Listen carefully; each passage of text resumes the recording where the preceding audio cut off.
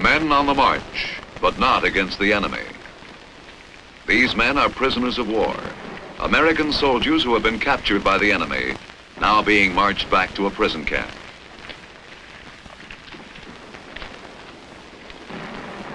Not a pretty picture, not a pleasant subject to think about, but still our men do get captured through no fault of their own, in spite of all they can do to prevent it.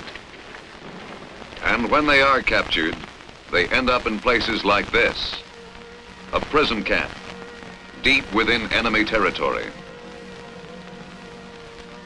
Miles from nowhere, feeling lonely, depressed, and useless. Useless to themselves and to anyone else. But even when a man is captured, he needn't always end up here. And once he is here, he needn't always stay. Take Sergeant James J. Anderson, for instance. He's had opportunities to escape, some of them very good ones. But here he is. Why? Part of the reason is psychological. When a man is captured, he is usually in a state of shock. His fortunes have changed so rapidly that his mind cannot make the adjustment.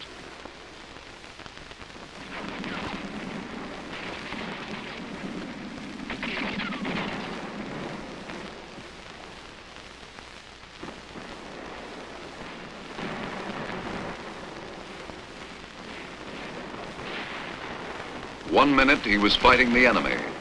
The next he is a prisoner. He is confused, bewildered, dejected, as Sergeant Anderson was. An unfortunate state of mind, because while a man is still here, close to the front lines, his chances for escape are better than they will ever be again. No matter how tired he may be, he is usually still in good physical condition. He is nearer to his own lines than he will be for a long time to come.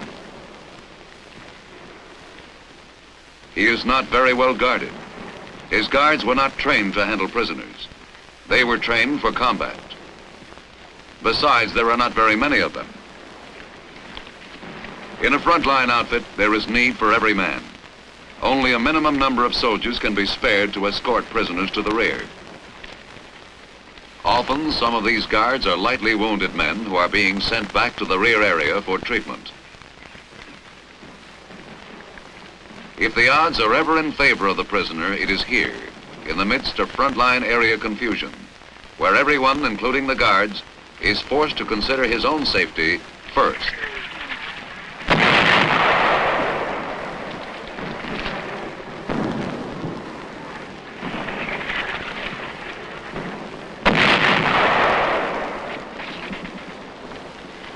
This is it, a tailor-made chance for escape.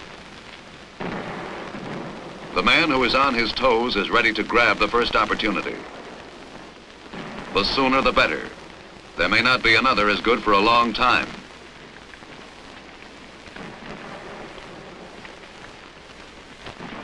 There are always chances for the prisoner who has resolved to escape and is looking for the right moment.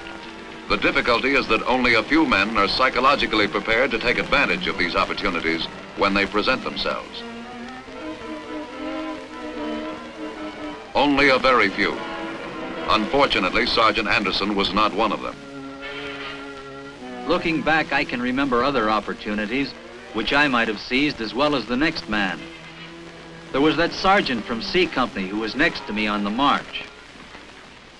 He was a smart cookie. Stretch out the column.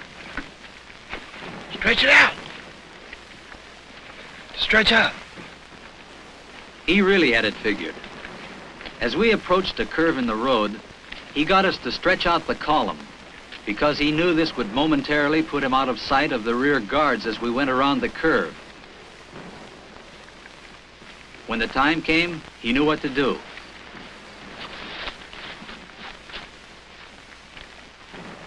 He was never missed. Then later in the day, there was that tough little private. He was another soldier who kept his eyes open and his mind working. He'd noticed that when trucks passed the column, they threw up a heavy cloud of dust.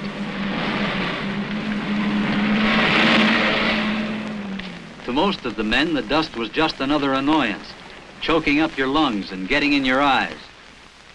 To this soldier, it meant something else. Wish me luck.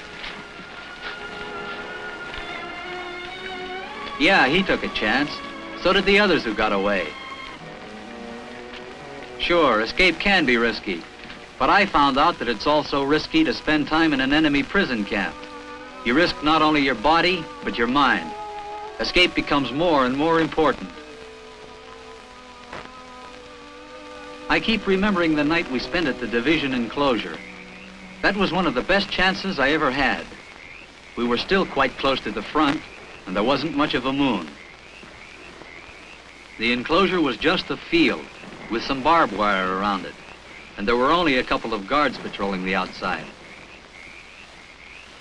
If only I'd been on my toes, I could have gotten away, just as easily as those two soldiers from Baker Company. They carefully timed the movements of the nearest guard and knew exactly how long it took him to walk his post.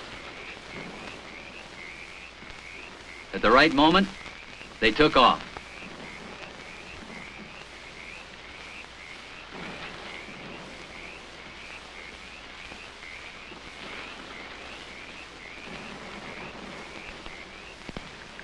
They were gone before the guard returned.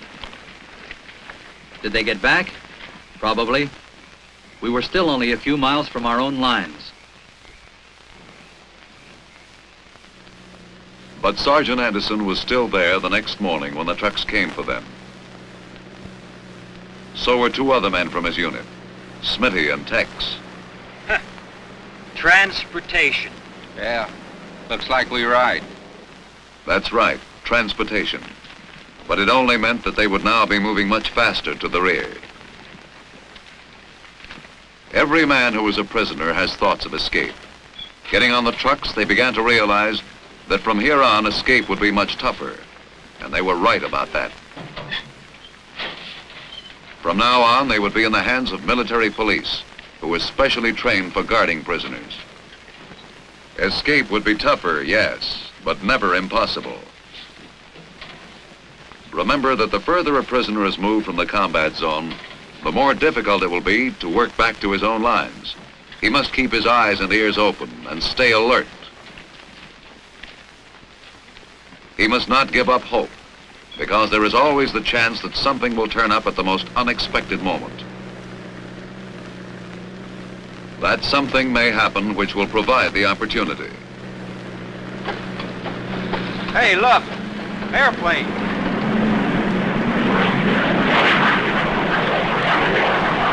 Yeah. They're ours.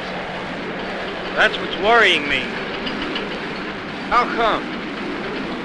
We're riding in enemy trucks in enemy territory. Oh, yeah. I only hope they don't see us. They do! Hey, airplane! Airplane!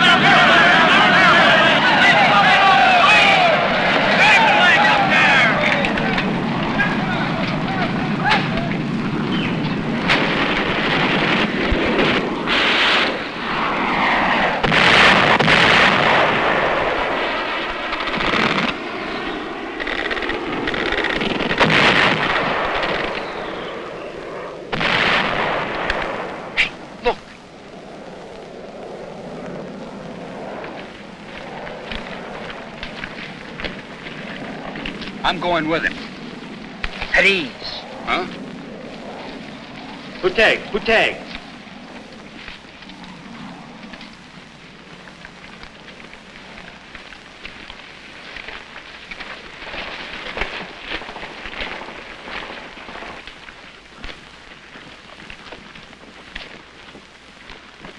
Most men have the initiative to escape.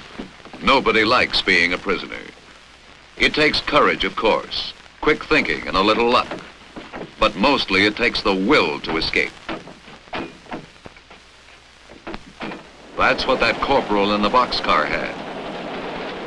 This train ride looked like the last lap. The men sensed that the next stop would be their permanent home, a prison camp, and they could feel the miles piling up behind. putting more and more distance between them and their own lives. Most of them were feeling pretty gloomy. But one man was thinking of other things, more constructive things. Do you suppose we can get these guys to bunch around that wire fence and sort of kibitz over the card game? They won't understand that game. That's some Do foreign... they have to understand it to watch it? I don't get it. Well, if you can manage to get him over there by that partition and sort of keep him in between those guards and myself,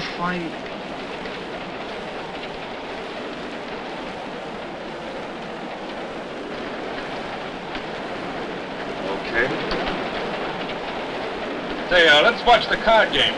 I'm betting on the guy on the left.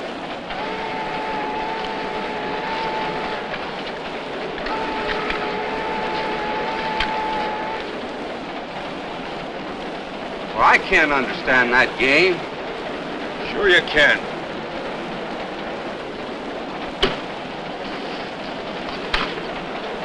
It's poker. Keyboard.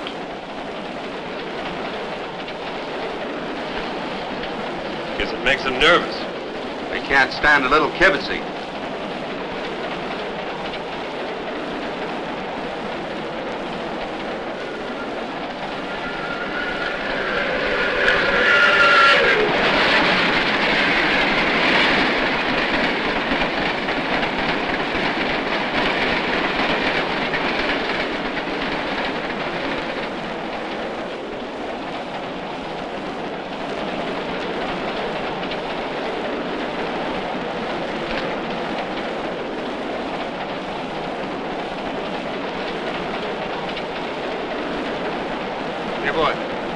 Say aboard.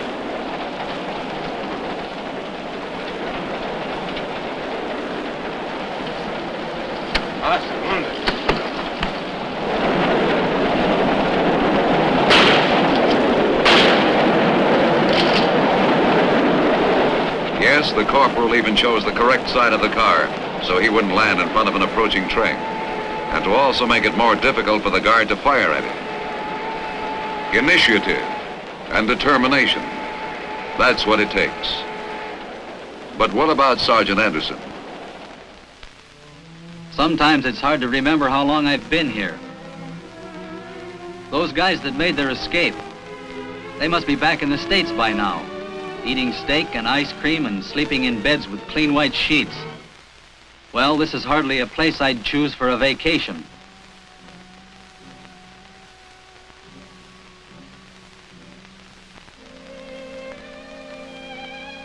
It's not exactly a pleasure resort. The accommodations leave something to be desired in the way of comfort. The food is bad and there isn't much of it. About the only thing a man has plenty of in this place is time. Time to think of all the people you haven't seen for months or years. Time to think of all the things you might be doing if only you were somewhere else. Time to rot if you don't watch yourself. Time to remember the guys who had guts enough to break out of this place. And there were some who did. Fred Wilson was one. His plan was so simple that the guards are probably still trying to figure out what happened. He simply waited until a work gang had been formed, and when the guard's back was turned, he joined in with the other men.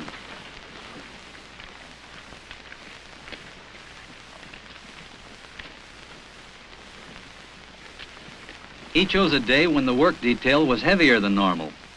And since he was not assigned to this detail, his name was not on the list. He was careful to make his move after the roster had been checked, because he knew each man had to be accounted for. In that way, he was able to get outside the gates without being listed on the roster.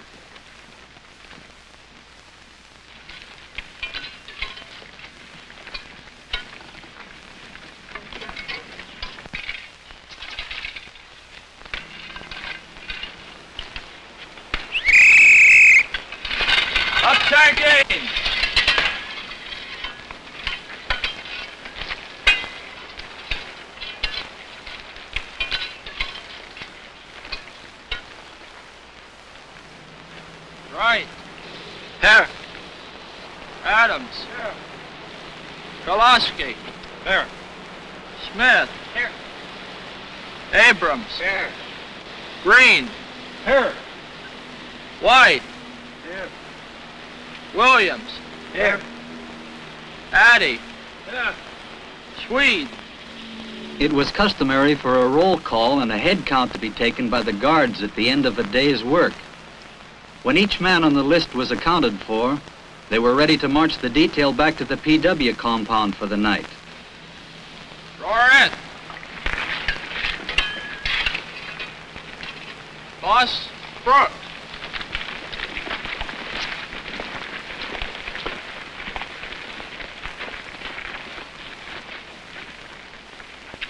Since Wilson's name was not on the list, he was never missed.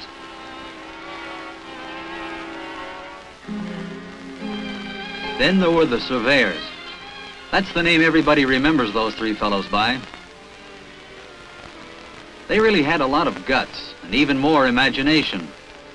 Somehow they managed to get a hold of an engineer's tape, a sledge, and some wooden stakes. With these, they set to work measuring out a center line for a road.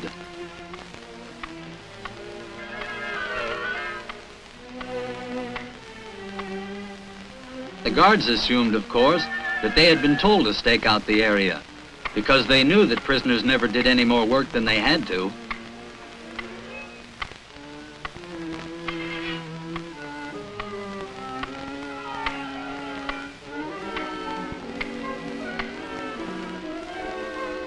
A fantastic plan, maybe, but it seemed to be going well while they were still inside the compound.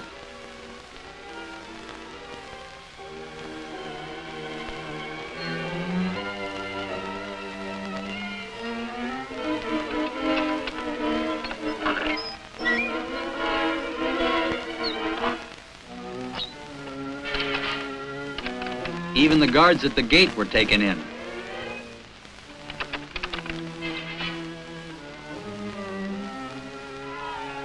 There was one, however, who did seem a little suspicious. That was their most anxious moment. But by keeping their heads and not getting rattled, they were able to keep right on going.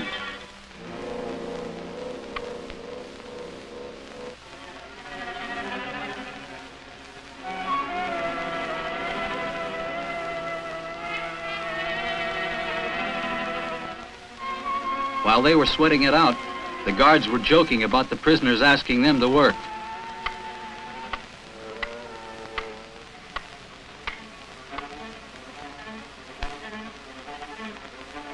But it was no joke to the guards later, when they began to realize what had really happened.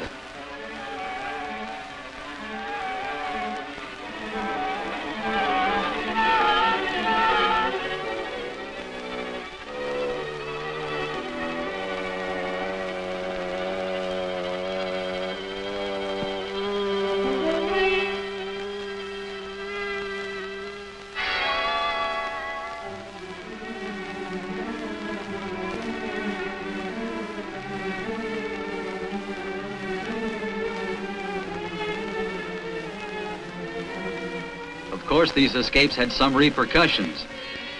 Yakut!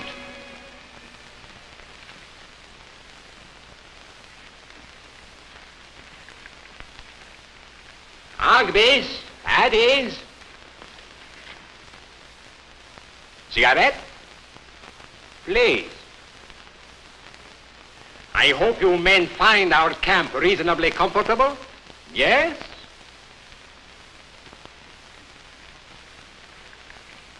Yes? No. Step forward, please.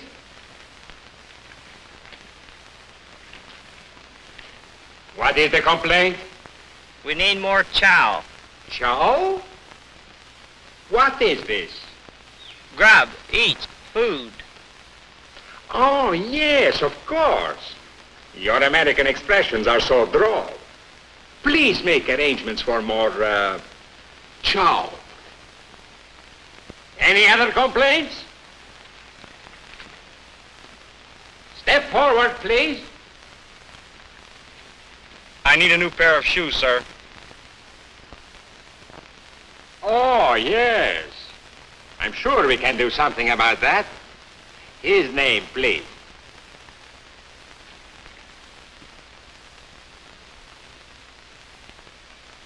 Yes? I think your men have been intercepting our Red Cross food packages, sir. Oh? I think you are mistaken. But I shall certainly look into the matter. Any other men? I need more straw for my mattress. Straw? How many men need more straw? It will be arranged. More straw for these men. Now, men, I want you to do me a little favor. As you know, recently, several of your men have escaped. That is not good. Not good for me, possibly not good for you. Such occurrences may suggest to my superiors that my discipline is too lax. In fact, they might even decide to replace me. We would not want that, would we? Now, all I want you men to do is to sign this paper giving me your word you will not attempt to escape. Come, step forward, please. You can't sign that. What is that?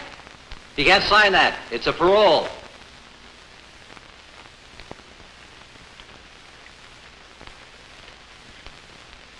And why can't he sign it? It's against our regulations. But you happen to be under our regulations now. That doesn't matter, sir. You can't force a man to do something that's against the regulations of his own country. Is that so? Not legally. Not according to the Geneva Convention. Oh, yes. The Geneva Convention. Very well. If that is how you choose to repay my kindness, we shall have to try other measures. These men who complain, you have their names? Yeah, Gruden. Place them in solitary confinement for 7 days. The charge, insubordination. Oh, yes, and include the sergeant who quotes the Geneva Convention. As for the others, put them on bread and water for 3 days. It so happens, Sergeant, we are not at Geneva.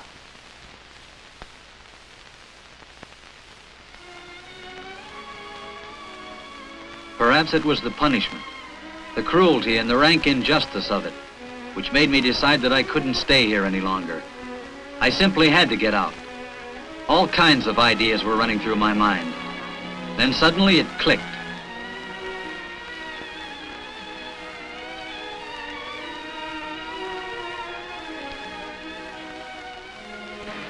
That's it.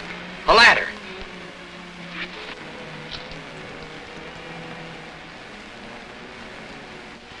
And then I thought the ladder we used would be black.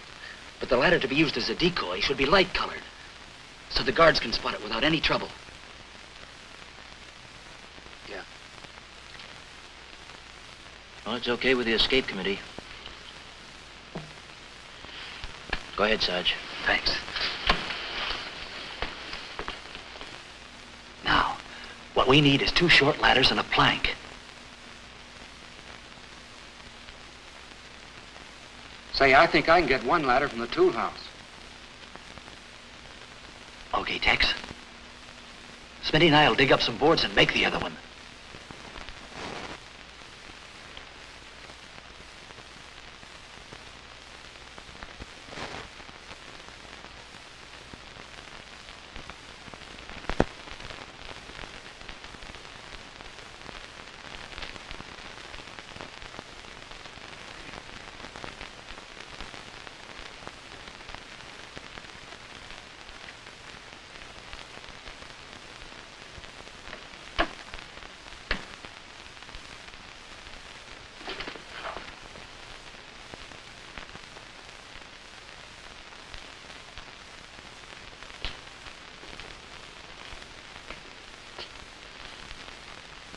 See this?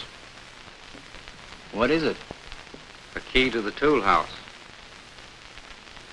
And there's a light-colored ladder there. Tex, you're a wizard.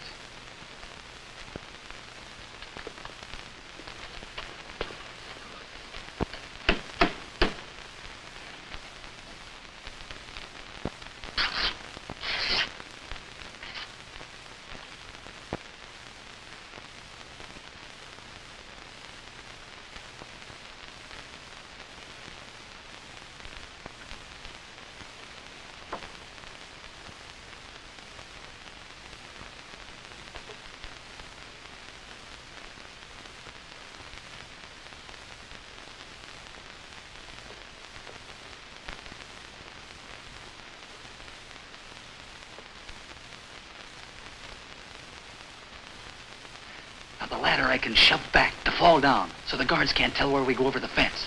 But what are we going to do with that plank? I've got that figured. We'll tie a rope to the far end and pull it from the other side when we get out. Yeah, that'll get rid of it. That'll work fine. All right, Sarge, let's go over those points again. Well, we save up all the food we can. Once we're out, we travel by night. Hide and rest during the day. That's right. Unless you get hold of civilian clothes, then you can travel by day, posing as natives. In that case, you'll need forged identification papers. We'll fix them up for you before you leave. Fine.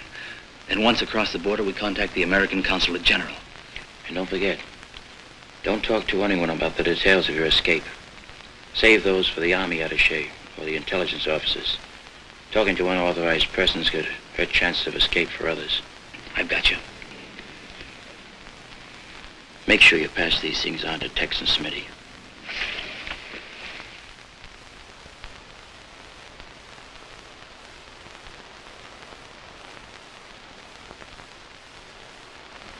What's the matter? Aren't you hungry? I'm saving up for a rainy day. Yeah? You won't have long to wait around here. That's what I figure.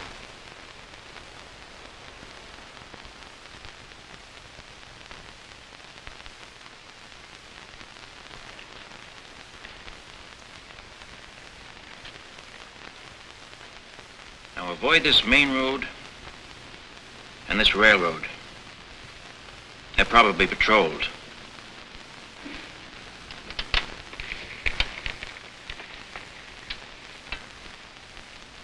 You better go around the cities. They're too dangerous. Okay. And whatever you do, don't accept a lift from anybody.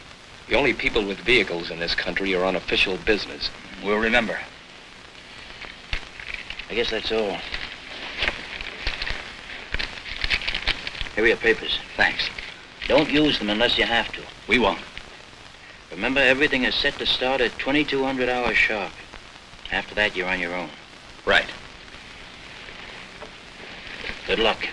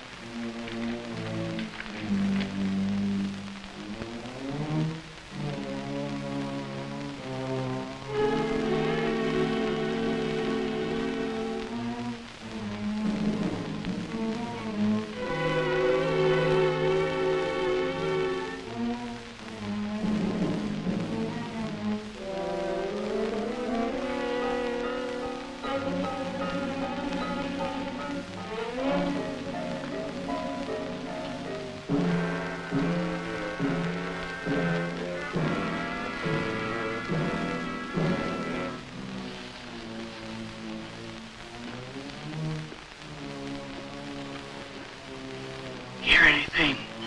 Not yet. Where's Smitty? He's ready.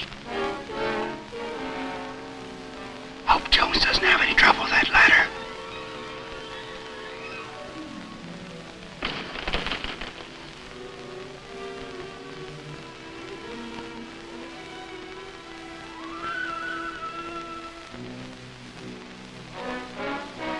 Jones? Let me in.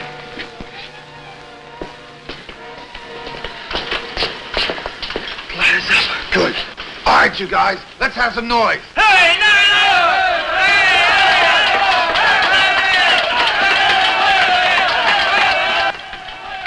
There. It started. Yeah.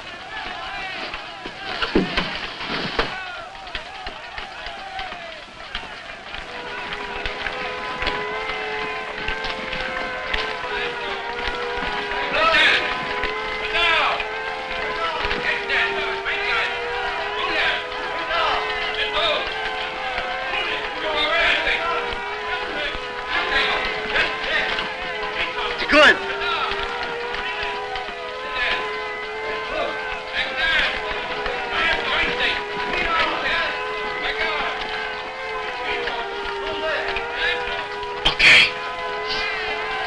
Okay, let's go. We got it made.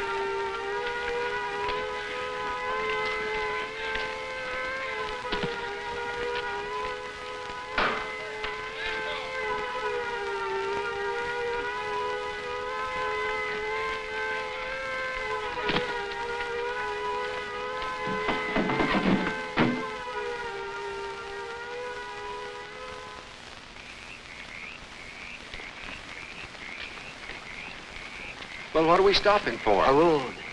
Well, let's get across. Can't. It's too straight here. Get down.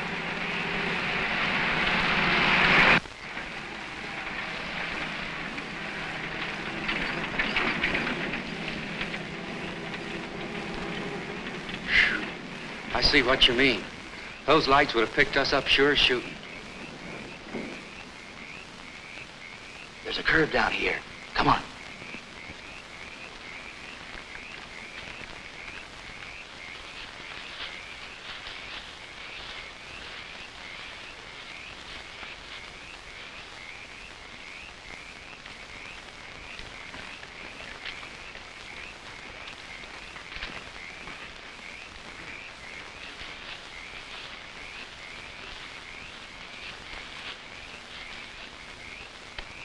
What's the matter?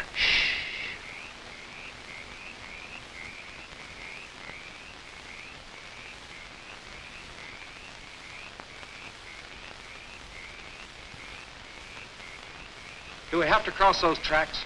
Yeah. We can make it if we crawl. Okay. One at a time.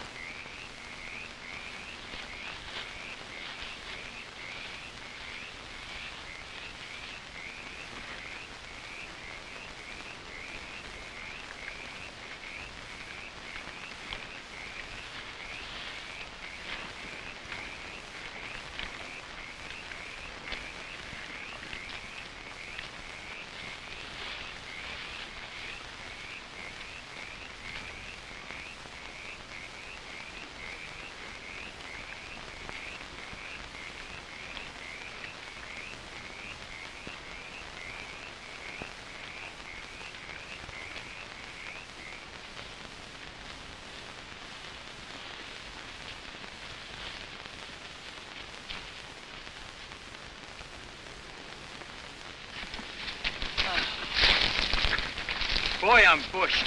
Oh, me too. My dogs are killing me. Why don't we stop here for the day? Too dangerous. They'll be searching along the streams. Okay, just let me get my face wet. Don't drink that water. We'll find a spring somewhere. Don't worry.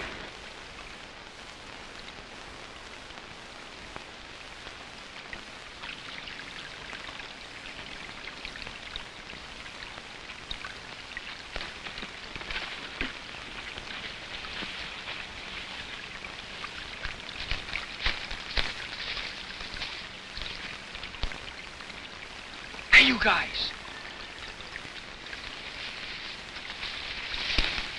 It's Smitty. Boy, you sure gave us a turn. Pretty good, huh? Yeah. You look just like a native. Here, put these on. Where'd you get them? Swiped them from a farm about a mile back.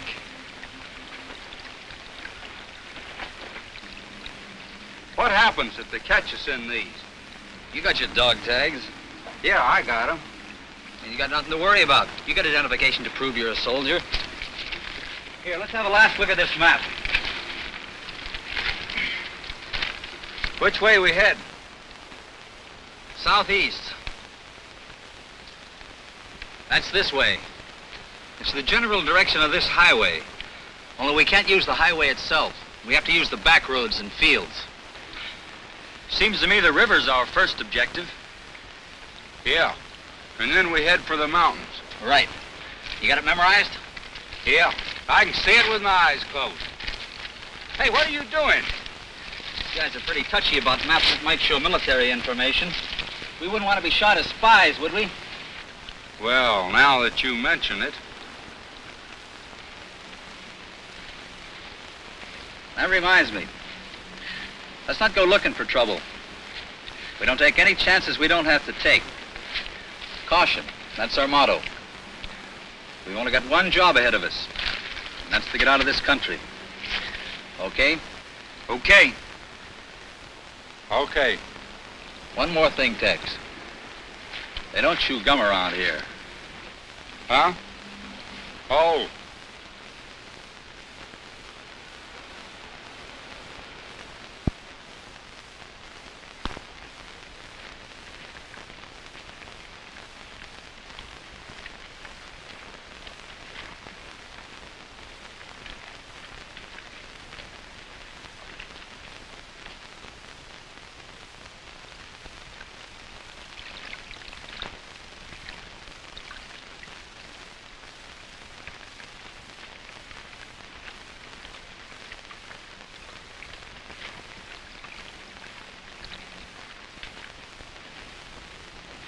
Good for the eyes.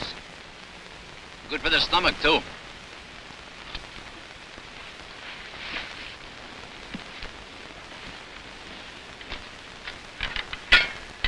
Look what I got.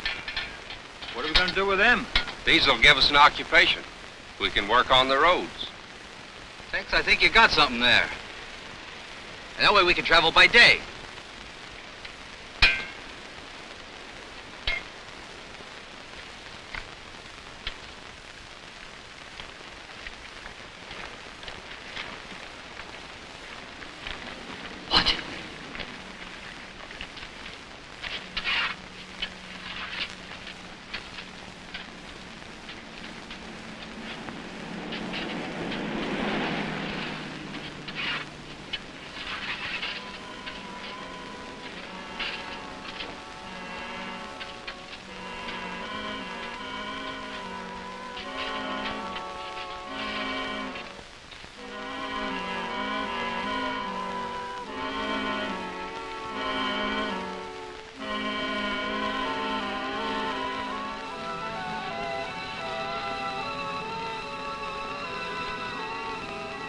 There it is, just across that open field. The border and freedom. But even with freedom in sight, anything can happen. This isn't the time to be over-anxious. Not now more than ever. Keep the odds in your favor. Wait for darkness and concealment.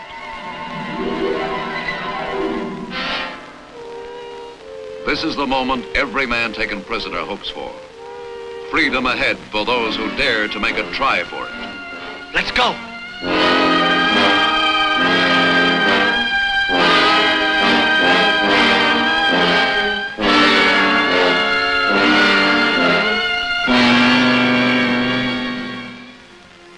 As a prisoner of war, a soldier is still a member of the Army fighting team. United States forces will make every effort to free him or to assist his escape. It is the duty of every soldier who has been captured to use the prisoner's most effective weapon, escape. Obey the orders of the senior military American present, commissioned or non-commissioned. Refuse to give more than name, rank, service number, and date of birth. Refuse to give parole. Refuse to cooperate for propaganda, broadcasts, signing of petitions, or other purposes inimical to the interests of the United States or of assistance to the enemy program. Live and act during his captivity so that there will be no doubt but that he held to his mission of fighting the enemy before and after capture. By planning and executing reasonable attempts to escape, the soldier may reach freedom. Even if his first attempts fail, they are never useless.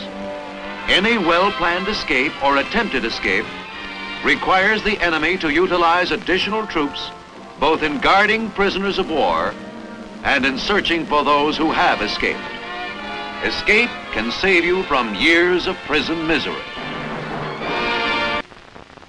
The escapes shown in this film are based on actual case histories taken from the files of the Department of the Army.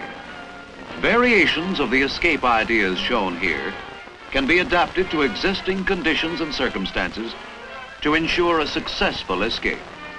Treatment after capture will vary from sheer brutality to extreme leniency, depending upon the mood of the captors and the conditions, time, and place of capture. No attempt has been made in this film to depict the range of conditions that are likely to be encountered by the POW. A soldier is a fighting man, first and foremost, and remains so under all circumstances. If a soldier, despite his most valiant efforts, is captured, he never surrenders. He must continue to resist the enemy physically to the limit of his ability, and beyond that, he must continue to fight mentally. He is still a member of the United States Army. He is still bound by his duty and by the laws of his service and his country. He must give no more than his name, rank, service number, and date of birth. He must resist the enemy's questions and interrogations by every ruse and device he can contrive. He must defeat every plot of the enemy to break down his resistance. He must make every effort to escape. The duty of a United States soldier is unalterable: to fight and defeat the enemies of the United States of America, even though in so doing, he may have to give his life to keep faith with his country.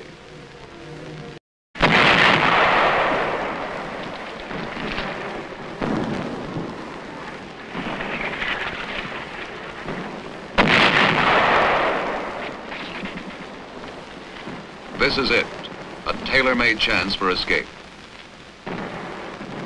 The man who is on his toes is ready to grab the first opportunity. The sooner the better. There may not be another as good for a long time.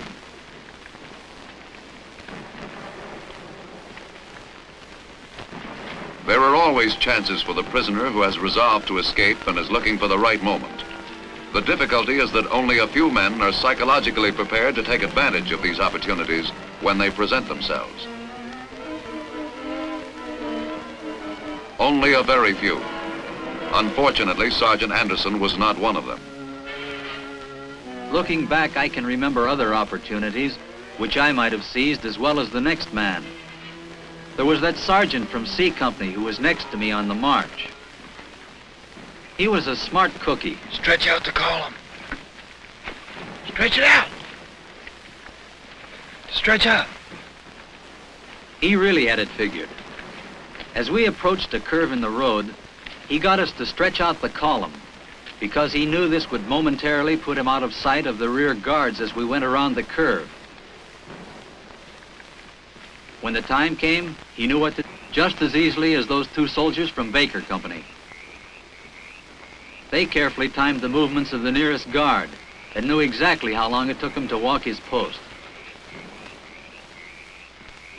At the right moment, they took off.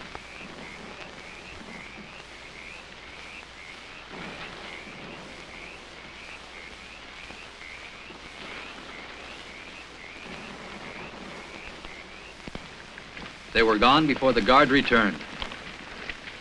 Did they get back? Probably. We were still only a few miles from our own lines. But Sergeant Anderson was still there the next morning when the trucks came for them. So were two other men from his unit, Smitty and Tex. Transportation. Yeah, looks like we ride. That's right, transportation. But it only meant that they would now be moving much faster to the rear. Every man who is a prisoner has thoughts of escape. Getting on the trucks, they began to realize that from here on, escape would be much tougher. And they were right about that. From now on, they would be in the hands of military police, who were specially trained for guarding prisoners. Escape would be tougher, yes, but never impossible. Remember that the further a prisoner is moved, men on the march, but not against the enemy. These men are prisoners of war, American soldiers who have been captured by the enemy, now being marched back to a prison camp.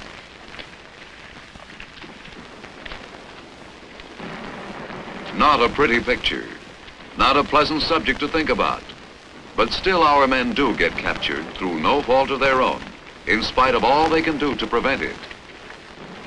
And when they are captured, they end up in places like this, a prison camp, deep within enemy territory. Miles from nowhere, feeling lonely, depressed, and useless. Useless to themselves and to anyone else. But even when a man is captured, he needn't always end up here. And once he is here, he needn't always stay. Take Sergeant James J. Anderson, for instance. He's had opportunities to escape, some of them very good ones. But here he is. Why? Part of the reason is psychological. When a man is captured, he is usually in a state of shock. His fortunes have changed so rapidly that his mind cannot make the adjustment.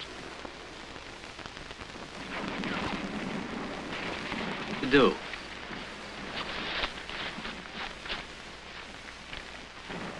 He was never missed. Then later in the day, there was that tough little private. He was another soldier who kept his eyes open and his mind working. He'd noticed that when trucks passed the column, they threw up a heavy cloud of dust.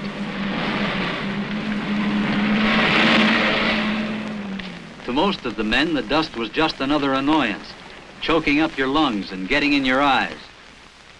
To this soldier, it meant something else. Wish me luck. Yeah, he took a chance. So did the others who got away. Sure, escape can be risky, but I found out that it's also risky to spend time in an enemy prison camp. You risk not only your body, but your mind. Escape becomes more and more important. I keep remembering the night we spent at the division enclosure. That was one of the best chances I ever had.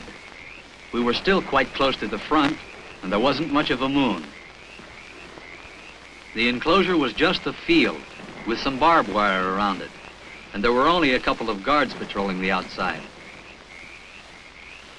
If only I'd been on my toes, I could have gotten away.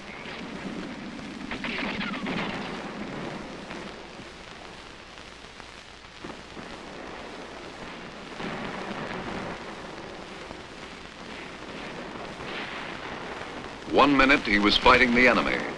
The next he is a prisoner. He is confused, bewildered, dejected, as Sergeant Anderson was. An unfortunate state of mind, because while a man is still here, close to the front lines, his chances for escape are better than they will ever be again. No matter how tired he may be, he is usually still in good physical condition. He is nearer to his own lines than he will be for a long time to come.